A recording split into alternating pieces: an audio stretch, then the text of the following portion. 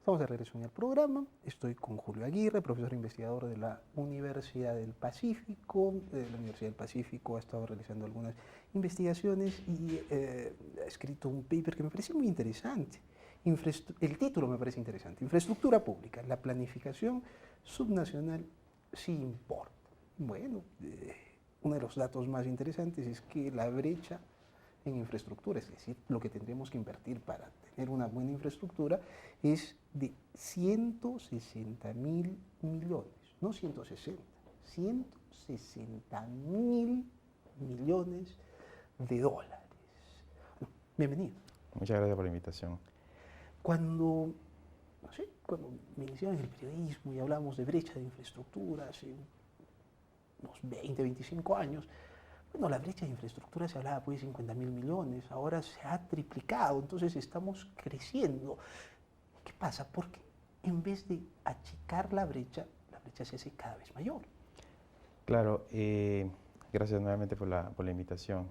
Efectivamente, en el tiempo, las necesidades de las poblaciones aumentan y cada vez hay que cerrar coberturas, por ejemplo, de transporte, infraestructura de transporte, de agua y saneamiento, pero estos cálculos se hacen en términos relativos con las infraestructuras desplegadas en otros países también de la región. Entonces es un cálculo estimado frente a un país referente, en este caso Chile, por ejemplo, o países OCDE. Entonces la brecha siempre aumentada porque también ellos van a crecer y van a desplegar más inversión. Entonces este cálculo se realizó en la universidad en el año 2016 y es la cifra que estamos manejando como referencia para contar con un orden de magnitud al momento de tomar decisiones de política de, bueno, cuánto nos va a faltar en adelante para finalmente cerrar esta brecha, ¿no? 160.000 dólares, 60.000 millones de sí. dólares que tendríamos que invertir ¿en qué? Básicamente. Básicamente es, en primer lugar, transporte, puertos, carreteras, ferrocarriles, aeropuertos. En segundo lugar, energía. En tercer lugar, agua, saneamiento. Consideramos también salud, infraestructura hospitalaria, educación, colegios para la oferta educativa, infraestructura hidráulica. Esos son los grandes componentes y telecomunicaciones, ¿no? Son los grandes grupos o sectores que contemplamos en ese estudio. ¿Cuál es el gran problema? Bueno, ya creo que de alguna manera ya lo sabemos, pero haré la pregunta más directa. ¿La corrupción es la que evita que cerremos la brecha y que la aumenta la hace mayor? Lo hemos visto con el tema de la carretera interoceánica, por ejemplo, y Odebrecht, pero no solamente en el aumento de costos. Mucha gente dice, esa carretera se la inventaron. O sea, ahí nos dijeron de todo, que eso iba a hacer que seamos una ruta, un camino muy importante para que desde el Asia lleguen al Brasil y de Brasil hacia el Asia. Bueno, ya está ahí la carretera y no está pasando nada, ¿no es cierto? Entonces, la corrupción es la que está dando prioridades falsas y la corrupción está haciendo encarecer los proyectos. En mi opinión, la corrupción es un elemento, ¿no? O un determinante que puede ser el resultado de algunas ineficiencias como las que planteamos en el estudio. Hay un tema crítico acá, que es básicamente, por ejemplo, la falta de planificación, ¿no? Nosotros, o bueno, los que diseñan proyectos, en este caso concreto, hacen estudios de prefactibilidad o estudios para hacer el diseño y no tienen en cuenta, por ejemplo, variables como expropiación de terrenos, ¿no? Bueno, ese es un issue y se puede, digamos, gestionar mejor en los sistemas de información respecto del sistema catastral para que los inversionistas puedan mirar de antemano cuál es el estado situacional de los derechos de propiedad, digamos, ¿no? Entonces saben que si se están involucrando en un proyecto donde prácticamente falta sanear el 100% de los terrenos, mejor por el momento no es una buena idea iniciarlo y empezar a hacer otros proyectos. Pero no es el único, ¿no? Hay temas, por ejemplo, de faltas de coordinación entre autoridades, ¿no? En las cuales un inversionista quiere llevar a cabo la instalación de antenas, pero resulta que las ordenanzas municipales exigen requisitos que hacen que más bien incurran los costos del inversionista para el despliegue de estas infraestructuras. Entonces esa desigualdad en las reglas de juego que es un problema transversal, que a nivel de municipalidades se exigen, descoloca al inversionista porque hay discrecionalidad finalmente, o se visualiza una discrecionalidad por parte del funcionario público que establece estas exigencias. Pero, claro, hay un tema también de conducta, ¿no? Por parte del operador. Si observo que hay debilidades de este índole institucional, el corrupto lo que va a hacer es, con el pretexto de ahorrar costos o el pretexto de hacerse de la infraestructura, incurre y seduce, por decirlo así, a un funcionario que aún requiere que sus capacidades se fortalezcan para poder manejar, gestionar bastante volúmenes de inversión, ¿no? O sea, tenemos un gobernador o un funcionario que tiene que monitorear o fiscalizar concesiones que son miles de millones de dólares. Si lo contrastas con el salario que recibe al mes, queda claro que los incentivos ahí son bastante perversos, ¿no? Entonces lo hace caer. No, pero el tema de la corrupción parece trascender eso, ¿no? Porque lo vemos allí, pero lo vemos en Kuczynski, ¿no? Kuczynski es un millonario, pues, ¿no? Y él hacía cosas muy, muy cuestionables, ¿no? Que lindan con el delito, eso se determinará en el Poder Judicial, si es que el Poder Judicial hace lo suyo, ¿no? Permíteme compartirte algo. Hace unos 4 años, 5 años, 2012 por ahí, yo hice un trabajo que estudiaba el tema de la renegociación de los contratos de concesión. Entonces, la literatura académica, económica, estudia mucho los determinantes. Y un issue que me llamó la atención fue la correlación entre la alta tasa de renegociación de los contratos con ciclos electorales. O sea, los procesos que José Luis Wash, un economista ex Banco Mundial, experto en asociaciones público-privadas, tiene un gran trabajo en el cual él me despertó ahí el interés en estudiar explícitamente la relación, renegociación de contratos de concesión con ciclos electorales. Que él había más o menos dado señales en su estudio era que cuando habían procesos electorales, las renegociaciones aumentaban. Entonces, curiosé y dije, bueno, voy a estudiar el caso peruano, año 2012. Y estudié la relación y partí el año electoral, o sea, si en julio del 2016 fueron las elecciones, empecé a hacer el año electoral desde agosto, julio del año anterior y lo partí en trimestres. Entonces empecé a ver cómo las renegociaciones se movían en el tiempo y cómo se traslapaban con esos periodos.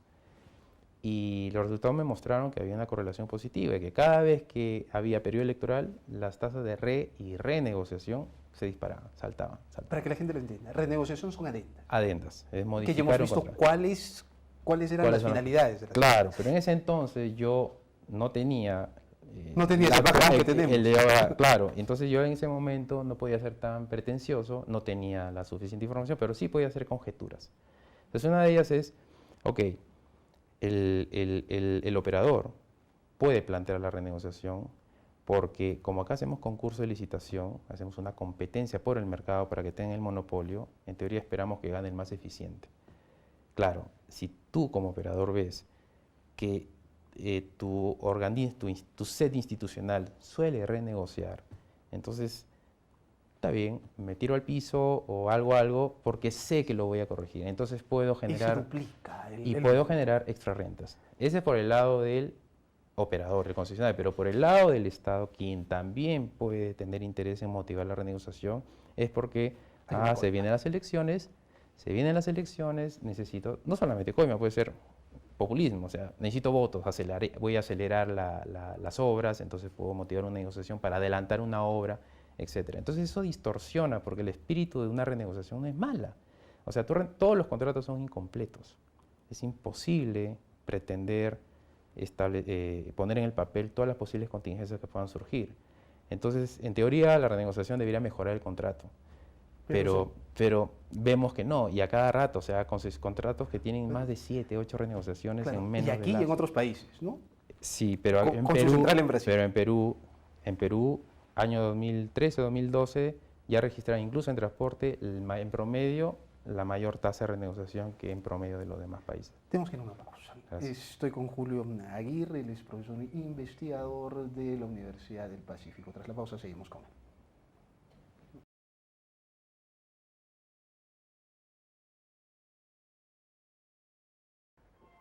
Estamos de regreso en el programa, nos queda poco tiempo. Estoy con Julio Aguirre, él es profesor investigador de la Universidad del Pacífico.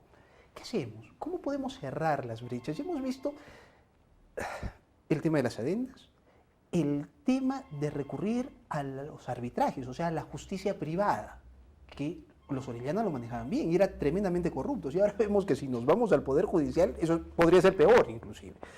¿Qué hacemos? Bueno, harto por hacer. En algún momento tenemos que pensar de repente en esquemas alternativos. Yo creo hoy por hoy que la última experiencia, por ejemplo, de los Juegos Panamericanos es una experiencia interesante a evaluar y estudiar. Se tratan de esquemas contractuales o acuerdos gobierno a gobierno, por ejemplo. Pero ahí, en estos esquemas, de lo que he podido indagar, funciona como contratos de gestión. O sea, tú le das a un gestor, que puede ser el gobierno, que es el que se encargue de otro país, y este país se va a encargar de contratar las constructoras, hacer los concursos. Y en esta experiencia se hizo esta práctica con el Reino Unido. Y el Reino Unido, como sabes, es uno de los países en materia de corrupción, o sea, que está con las mejores percepciones en el mundo. Las reglas de juego que intervienen es interesante porque y te invito a que de repente yo te puedo alcanzar material, hace bastante competitivo el proceso. O sea, si tú comparas los concursos de licitación acá, son escasos aquellos en que hayan habido más de 3 o 4 postores. A veces se salen del proceso y termina siendo como si fuera un concurso unilateral, o sea, te lo das inmediatamente, ¿no? En este caso, la evidencia muestra que hay más de un postor, 2, 3, 4 que se mueren por hacer la obra.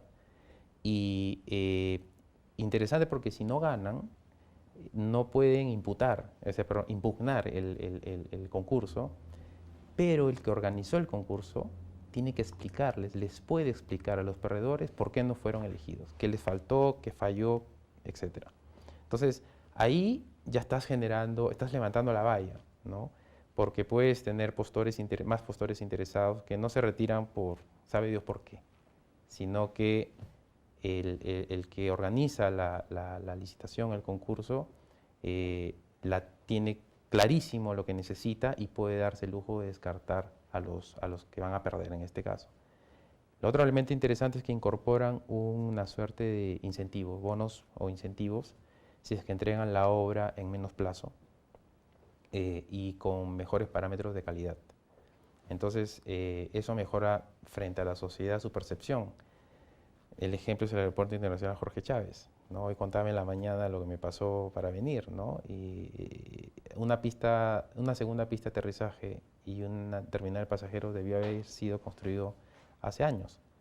Sin embargo, por problemas de índole, en este caso, de problemas de interferencias, de falta de coordinación, los ciudadanos terminamos pagando los costos de retraso, de congestión, hasta ahorita. Entonces, y es un contrato que se ha renegociado 7, 8 veces. Entonces, yo creo que hay que mirar experiencias, una alternativa que planteo, ¿no? Mirar experiencias internacionales de éxito. Este está trabajando muy bien. Los Juegos Olímpicos en Londres fueron un éxito y afortunadamente acá, por los plazos que se tenían, necesitábamos trabajar o recurrir a esta opción. Mírala, es muy interesante estudiarla, pero acá aquí es que te ofrecen incentivos al constructor para que te entregue una obra en menor tiempo y el ciudadano pueda ver obras con mejor calidad en plazos razonables. Julio, te agradezco mucho por haber estado A ti, gracias con por la nosotros. invitación, muy amable. Ha sido Julio Aguirre y antes Silvana Huanqui de la Universidad del Pacífico, pero muchos la mejor universidad del país. Gracias por habernos acompañado. Nos reencontramos mañana en Modo Orejo. Muchas gracias, Enrique. Gracias a ti.